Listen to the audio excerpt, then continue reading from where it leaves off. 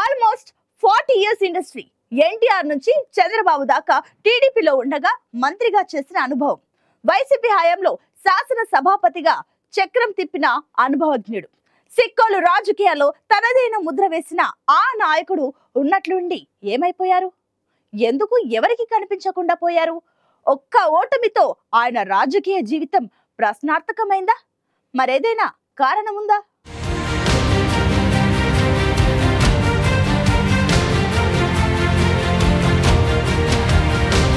ఏడు పదుల వయసు, రాష్ట్రంలో పరిచయం అవసరం లేని నాయకుడు. ఇప్పటికే అదే ఉత్సాహంతో రాజకీయాల్లో దూసుకువెళ్లే స్వభావం. కానీ ఇప్పుడు ఆ నాయకుడు అనుకోకుండా కనుమరుగయ్యారు.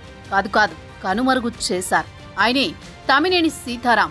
వైఎస్ఆర్సీపీ అధికారంలో ఉన్నప్పుడు 2019 నుంచి 2024 వరకు ఆంధ్రప్రదేశ్ అసెంబ్లీ స్పీకర్గా వ్యవహరించిన సీనియర్ లీడర్.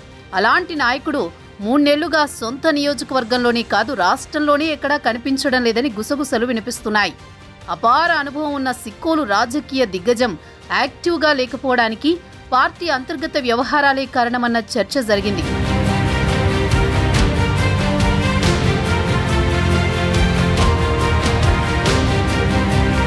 ప్రత్యర్థులు ఎక్కడో ఉండరన్నట్టు సొంత పార్టీ నేతలే సీనియర్పై పగబట్టారంటున్నారు సిక్కోలు జిల్లా ప్రజలు. శ్రీకాకుళం జిల్లాలో ప్రధాన పార్టీలైన తెలుగుదేశం, వైఎస్ఆర్సీపీ రాజకీయం 2 ప్రధాన కులాల మధ్య నడుస్తూ ఉంటుంది. ఆధిపత్య పోరులు ఆ సామాజిక వర్గాల నాయకులు ఎత్తులకు పై ఎత్తులేస్తూ ఉంటారు. ఈ ఈక్వేషన్స్లోనే వైసీపీలోని కొందరు నాయకులు తమ్మినేనిని టార్గెట్ చేసుకున్నారు. లేనిపోనివన్నీ చెప్పి అధినేతపై ఒత్తిడి పెంచి ఆమదాల వలస నియోజకవర్గ ఇన్ఛార్జు బాధ్యతల నుంచి ఆయన్ని తప్పించగలిగారనే ప్రచారం ఉంది. వాస్తవానికి తమ్మినేని సీతారాం ఎన్నికల్లో ఓడిపోయాక కూడా ప్రజల్లోనే ఉండి మండల స్థాయి నాయకులతో సమీక్షలు చేశారు. 7 పదుల వయసులోనూ ప్రతి కార్యక్రమంలో కార్యకర్తలతో పాటు మమేకమైన నాయకుణ్ణి అధిష్టానం బాధ్యతల నుంచి తప్పించడం ప్రజల్లో చర్చనీయాంశమైంది. రాష్ట్రంలో వైసీపీ ఓటమి తర్వాత శ్రీకాకుళం జిల్లాలో మాజీ మంత్రి ధర్మాన ప్రసాద్ ఇప్పటికీ ప్రజల్లోకి వచ్చే పరిస్థితి లేదు. శ్రీకాకుళంలో నాయకత్వ బాధ్యతలపై పార్టీ దృష్టి పెట్టాల్సిన పరిస్థితులున్నాయి. అదొదిలేసి క్యాడర్కి అందుబాటులో ఉంటూ ప్రజల్లో తిరుగుతున్న నాయకుడిని మార్చాల్సిన అవసరం ఏమొచ్చిందన్నదే తమ్మినేని మద్దతుదారుల నుంచి వస్తున్న ప్రశ్న.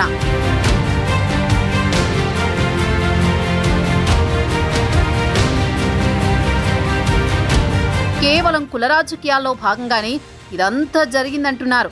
కుల రాజకీయాలు ఎక్కువగా ఉన్న శ్రీకాకుళం జిల్లాలో సీనియర్ని పక్కకు తప్పిస్తే జిల్లాలో పార్టీ మీద పూర్తి ఆధిపత్యం తమకే ఉంటుందని కొంతమంది నాయకులు వేసిన ఎత్తుగడతోనే ఇదంతా జరిగిందన్న అభిప్రాయం బలంగా ఉంది.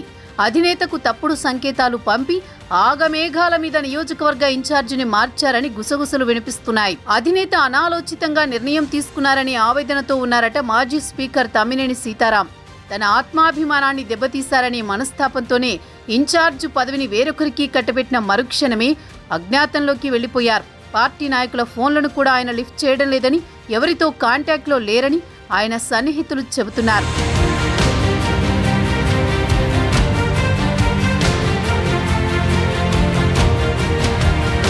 తమ్మినేని సీతారాం పార్టీ మారతారనే ప్రచారం కూడా జరిగింది. ఆయన జనసేనలోకి వెళతారని కొంతమంది చెబుతుంటే లేదు హిందూ భావజాలం బలంగా ఉన్న తమ్మినేని బీజేపీలోకి వెళతారని కూడా చర్చ జరిగింది.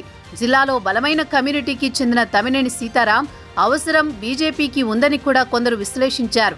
ఇంతకీ తమ్మినేని ఏ నిర్ణయం తీసుకుంటారా అని అంత ఆసక్తిగా ఎదురుచూస్తున్న తరుణంలో సొంత నియోజకవర్గంలోని తన నివాసంలో ప్రత్యక్షమయ్యారు సిక్కోలు సీనియర్.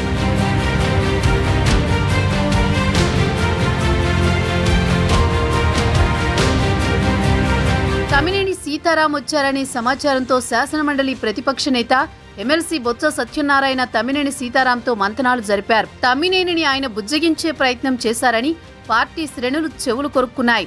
తమ్మినేని సీతారాం తనయుడు చిరంజీవి నాగు ఆరోగ్యం గురించి పరామర్శించేందుకు వచ్చానని దాటవేశారు బొత్స. కొన్ని నెలలుగా పార్టీ కార్యక్రమాల్లో పాల్గొనకుండా నిశ్శబ్దంగా ఉన్న తమ్మినేని సీతారాం తిరిగి నియోజకవర్గానికి రావడంతో ఆయన ఎలాంటి అడుగు వేయబోతున్నారని సిక్కోలు ప్రజలైతే ఆసక్తిగా ఎదురుచూస్తున్న పరిస్థితి. మరి పార్టీ మార్పుపై తమ్మినేని ఏ విధంగా స్పందిస్తారో చూడాలి.